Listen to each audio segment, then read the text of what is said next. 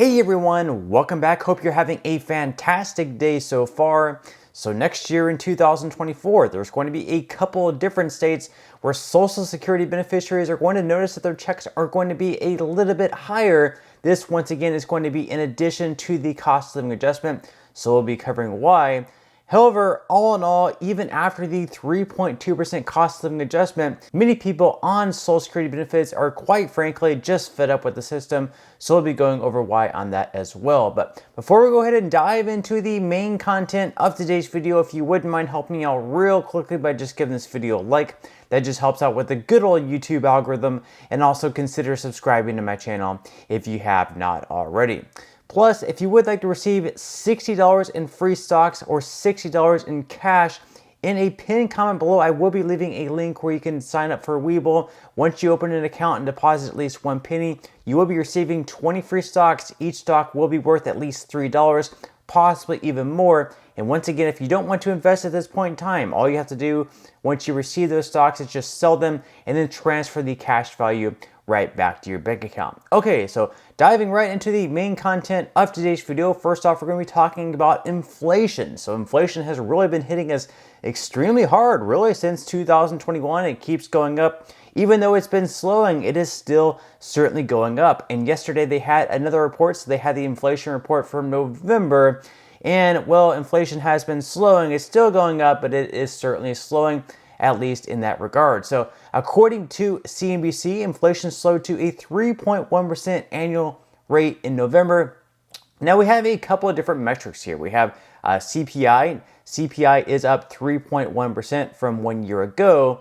And then we have the core CPI. The core CPI is actually up 4% from 1 year ago. Now what's the difference between CPI and core CPI? Well, core CPI actually excludes food and energy prices. So those prices often are typically more volatile. They change, they go up, at a higher pace. Maybe they go down at a higher pace. So that the core CPI is just basically just excluding food and energy prices. So you can look at the chart up here on the screen, and you can see back all the way back in January of 2021. This is when Biden entered office. Inflation was at 1.4%. And obviously you can see that spike all the way up above 8%.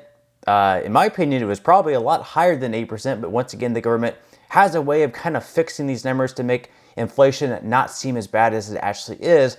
And it has come down, but it is certainly still pretty high at 3.1%. Obviously, we want this number to be closer to 2% inflation. Even 2% inflation is certainly not that great, considering that over 10 years, 2% inflation every single year equals out to a 20% inflation over 10 years, meaning that over a 10-year span, whatever money you have in your checking account is going to be reduced in value by 20%. So $100 would then only be worth $80 10 years down the line. So quite frankly, even 2% really isn't all that acceptable, but that is pretty much what they are going to be shooting for and saying what's an acceptable range of inflation. Then we can see where inflation is really hitting us the hardest. So even though it is 3.1%, you can see here that certain items are obviously a good bit higher than 3.1%. So juices and drinks, for example, up 18.6%.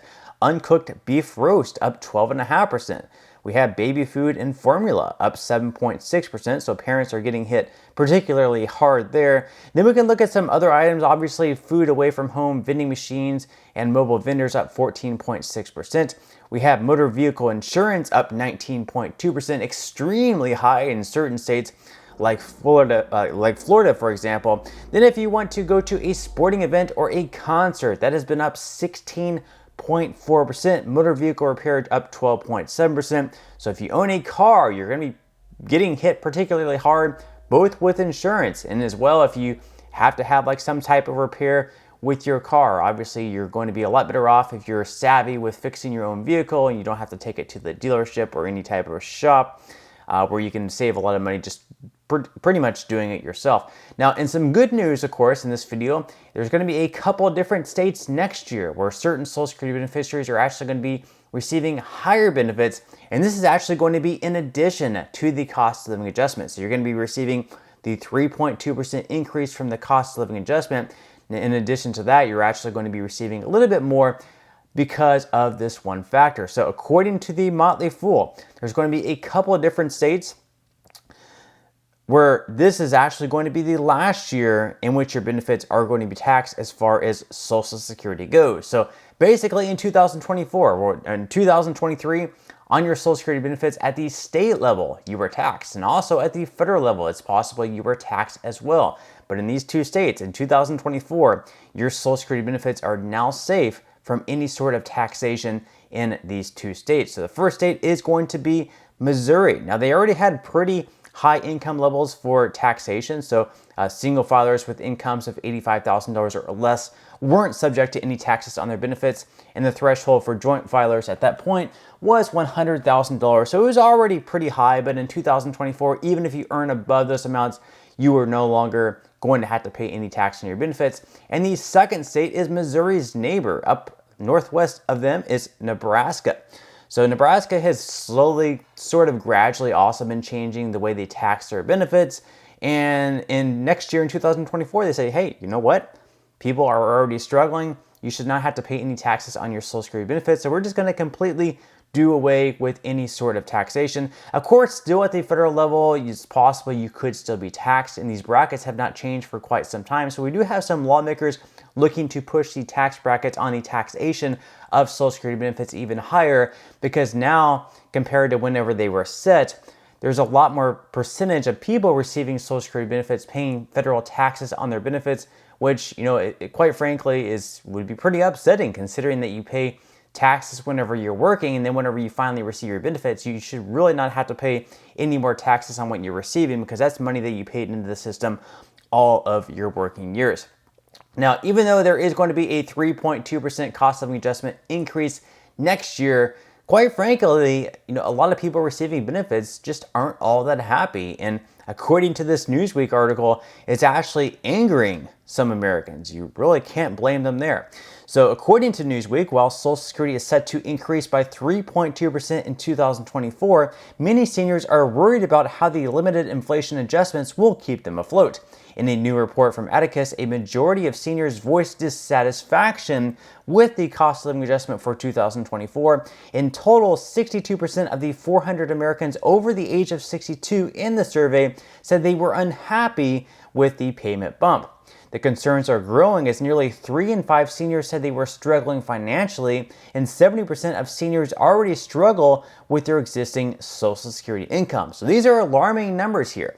70% of single seniors say they're already struggling with their existing Social Security income, and they believe that the cost of living adjustment bump is not going to be enough to keep up with inflation, and instead they might be even further behind. So we might see this 70% number grow even higher, maybe to 75%.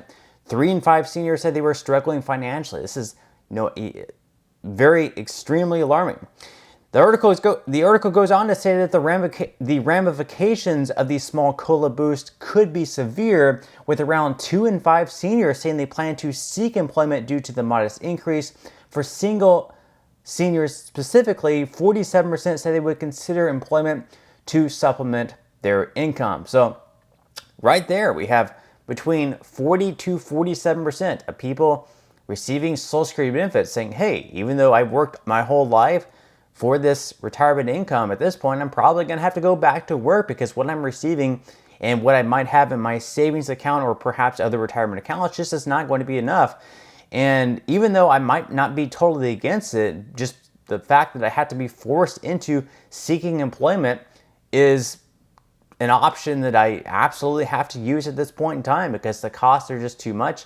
Even if I cut out, a lot of my spending, maybe if I stop drinking soda, for example, maybe if I stop, going to any type of sporting events or concerts or any other thing that I might enjoy in my life, even if I cut out my cable, looking at all my bills, what I'm taking in is just not going to be enough to pay everything off. And that's just the unfortunate fact. But let me know in the comments section below what you think about this article. Are you also dissatisfied with the cost of living adjustment? Do you believe that it should have been higher? And how much is it like a struggle to get by in these times? Let me know your experiences in the comment section below. But that's all we have for today's video. I certainly hope that you enjoyed and found value out of it. If you did, again, I would greatly appreciate it if you could give this video a like. Consider subscribing to my channel if you have not already. And I will see you in the next video.